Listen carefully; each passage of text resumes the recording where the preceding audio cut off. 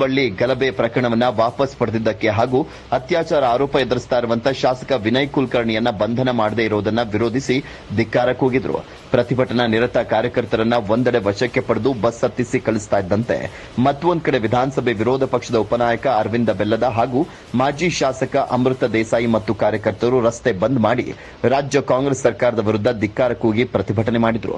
ಕೆಲಕಾಲ ಪ್ರತಿಭಟನೆ ನಡೆಸಿದಂತ ನಂತರ ಅರವಿಂದ ಬೆಲ್ಲದ ಹಾಗೂ ಅಮೃತ ದೇಸಾಯಿ ಅವರನ್ನ ಪೊಲೀಸರು ಬಂಧಿಸಿ ಕರೆದೊಯ್ದು ನಂತರ ಬಿಡುಗಡೆ ಮಾಡಿದ್ರು. ಹುಬ್ಬಳ್ಳಿ ಗಲಭೆ ಪ್ರಕರಣವನ್ನು ವಾಪಸ್ ಪಡೆದ ರಾಜ್ಯ ಸರ್ಕಾರದ ನಡೆ ಸರಿಯಿಲ್ಲ.